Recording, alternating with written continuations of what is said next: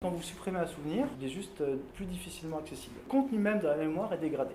On utilise un phénomène qui est très connu des neuroscientifiques qui s'appelle l'amorçage et qui témoigne en fait la présence de ce qu'on appelle nous, dans notre jargon, d'une trace mnésique qui contient l'information associée à votre souvenir. Si je présente cette image à votre cerveau, cette image va activer tout un tas de chemins dans votre cerveau, ce qu'on appelle notamment la voie ventrale, et donc va réactiver une série de représentations que vous avez déjà. Le cerveau va moins répondre parce qu'il a réglé sa réponse. Cette différence entre les mots amorcés versus non amorcés, on appelle ça l'effet d'amorçage, et il traduit un phénomène généralement inconscient, le fait que le cerveau détecte une familiarité alors que vous-même, vous n'avez peut-être absolument pas conscience. S'il n'y avait aucune influence de la suppression, ce qu'on observerait, c'est la chose suivante. Vous voyez les trois barres ici, vert, rouge et bleu, sont complètement identiques. Donc il y a cet effet d'amorçage qui témoigne de l'existence d'une mémoire inconsciente. Si le cerveau était capable donc de supprimer les résidus entre guillemets de la mémoire inconsciente, les stimuli associés à cette condition nothing se comporteraient comme des stimuli que le cerveau n'a jamais vus. Ce qu'on observe, c'est cette réduction de l'effet d'amorçage. Vous voyez ici que la barre rouge s'élève par rapport à la barre bleue et commence à rejoindre un peu le niveau de la barre grise qui correspond à des stimuli complètement nouveaux. Ce qu'on veut savoir dans ce genre d'études, c'est la dynamique de ce processus dans le cerveau.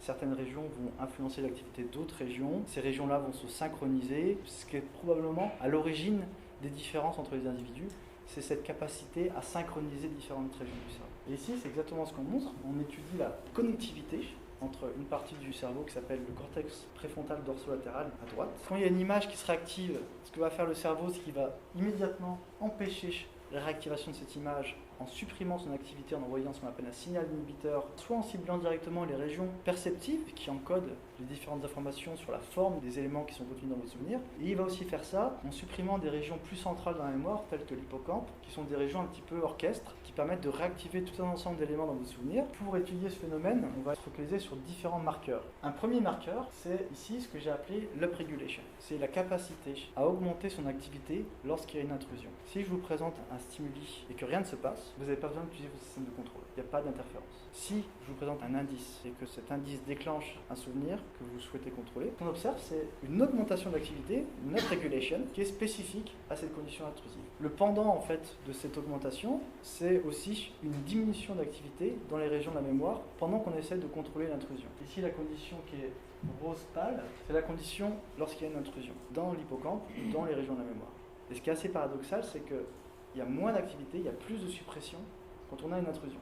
Parce que l'intrusion déclenche un signal inhibiteur plus fort, ce qui va augmenter la suppression de la réponse des régions de la mémoire. On se souvient, on contrôle, on inhibe et on supprime, ce qui déclenche cette suppression d'activité dans la région de la mémoire beaucoup plus importante.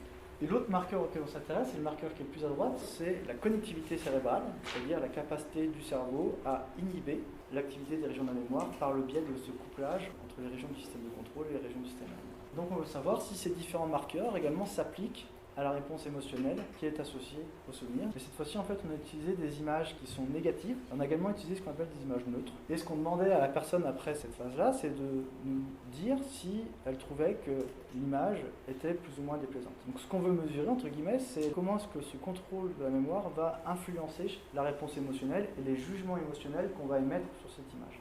Ce qu'on va mesurer ici, c'est le pourcentage d'intrusion. On peut supposer qu'une personne qui a beaucoup d'intrusions a des capacités de contrôle qui sont amoindries par rapport à une personne qui arrive à réguler sa mémoire et qui arrive à diminuer ses intrusions à travers le temps.